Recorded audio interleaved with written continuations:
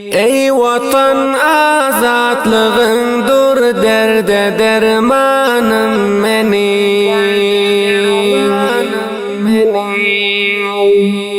Hurmatly vatandaşlar we aziz radio dinleyici dostlar, habarlar atlı gepleşigine hoş geldiniz. Bir Mazar Şerif şähri Balyk Milli Radiosu. Bulgun çarşamba 1404-nji Hursidi ýyly Jedi aýynyň 24-nji saatdaky habarlary tanıştyrýan men Bismillah Şahin. Bismillahirrahmanirrahim. Ali Qadr Emiril Müminin hafizahullah taala hidayet asasy bilen bir oturşlyk Balyk wali rehberetligi bilen bolup geçdiki merkez we bu vilayet ulsuwallarynyň berjeste ulamalary gatnaşdylar. Bul furşku oturşlykda hurmatly Mulla Muhammed Yusuf Wafa Balyk walisi we Balyk welaýatynyň meşaýihi merkez we ulsuwalyklardan wali orunbasary Mevlevi Hayatullah Halim ulama şurasynyň başlygy we Mevlevi Abdülcelil Şehitxil Faryab welaýatynyň ulama şurasynyň başlygy Balyk bilim ýurdunyň başlygy istikbarat we bir neçe sany mesullaryň gatnaşmagy bilen bolup geçdi. Ýygnak bir neçe ayet kalamullah mejidden tilawat bolmagy bilen şuru boldy. Ondan soň gatnaşanlar her biri öz gezegi bilen sözläp geçdiler ki, ýygnak dawamında Balyk bilim ýurdunyň başlygy Mevlevi Muhammed Said Haşimi Emiril Müminin hafizahullah taala fermanlaryny we ahkamyny merdime ýetirmeklik urda sözläp geçdi. Şunuň ýaly Şeyh Sayfiddin Mazari şer'i nizamyň fawaidi urda we Şeyh Abdülkahir Abul Esrar şer'i emiriň jaýgahyny islam dilgahından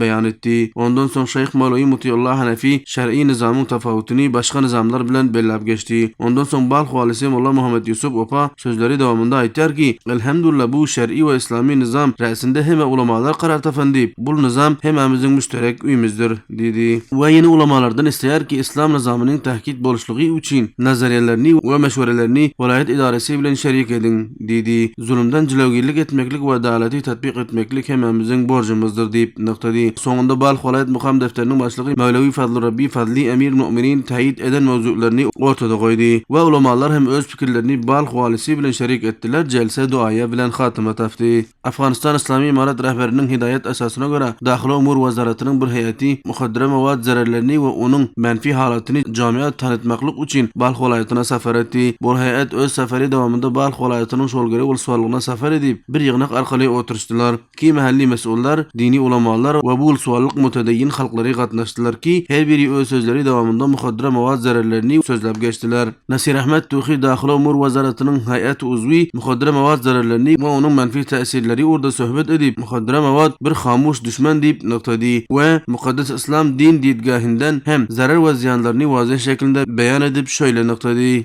منګه په دې لدا برنامه پلار اچولې و چې منابر او مساجدونو علماء کرام نو په خلکو باندې غاګ وکړي چې د کښت کوکنارو یا تاریاکو او قاچاق ترافیک بند دي. Şunuň ýaly Kutbuddin Ruhani şorgaly ulsuwaly aýtýar ki, muhaddara mawadyna göreşiş dowamymyz bar diýip, onu edişlik we kaçak edişlik urda jülegirlik bolýar diýip täkid etýär ki, muhaddara mawadyny ekişlik bu ulsuwalyk sahasynda ala alınýar diýdi. در سالهایی که ما قبل بعد از فتح جای محدود مواد مخدر کشف می شده در سطح ولسوالی شولگره، الحمدلله در 2 سال در حالت صفر رسیده. Wa başga ýandan hem Ağa Muhammed Derviş öz sözleri dowamında belläp geçer ki, muhaddara mawady bir jahany müşkil diýip, täne Afganistanda däldir diýdi we sözleriniň soňuny şöyle getirdi. برنامه بسیار خوب بایسته و شایسته است. البته چی که امروز در نظام ظالمانه روابط بین المللی مطرح مواد مخدر یک مشکل جهانیه، منحصر به افغانستان نیست. Aýdyslyk gerek ki, bu ýygnak soňunda şolgary ulsuwalyk merdimi islami imaratyň gijeýgünizlik talaşyndan gadyrdanlyk edip, şöyle bernamalar bir möhüm pursat diýip, esergüzar we hayaty diýip inwan edýärler. UNICEF defteriniň beşer dostana talaşlar dowamında ASPSR kışırlardan goldaýyş maksady bilen 539 hanawadalarına Balyk welaýatynda nakdy kömek tewzi edildi. Bu kömekler mesullaryň aýdyşyna görä muhajirler we awdatçylar iqtisadi gynçylyklaryny hal etmek urda şifafdyr ki, her hanawada 10.35 afgany tewzi bolandyr. Mevlevi Esadullah Wafa Balyk welaýatynyň muhajirler we awdatçylar umur idarasının başlygy aýtýar ki, bu kömekler muhajirleriň gynçylyklaryny hal etmeklik urda şeffaf we munazzam şeklinde enjam boldy diýdi. Goýan ýokdaýar ki, kömekleşen nehatlaryň hemkarlygy bilen şöyle ýardamlyklar şol şeraýatda möhüm nakşy ifa edýär diýdi. دغه سلسله د کوم الحمدلله موږ هم داسې جاری ساتلې ده.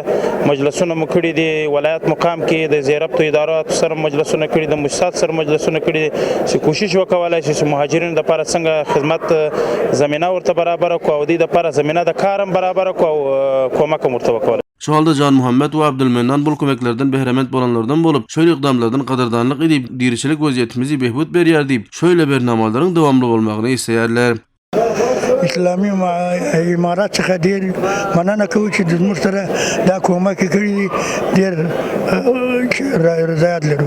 حضرت سه ماه شد از همونجا تا همونجا برای ما کمک شد، معاونت شد دیگه، کمک همدردیشان یک چیزی دویمشان است که بازم خانه‌شان آباد. Aýdyşlyk gereki Balx welaýatynyň Muhajirler we Awdatçylar Idarasy milli we beýnelmilli nihatlaryň hemkärligi bilen muhajirler we awdatçylar gynçylyklaryna ýetişmek işini izarlaýandyr. Hormatly watandaşlar, ustatda habarlar bilen tanyş bolduňyz. Hoş sag bolun. Ey watan azatlygyňdyr derde dermanym meni.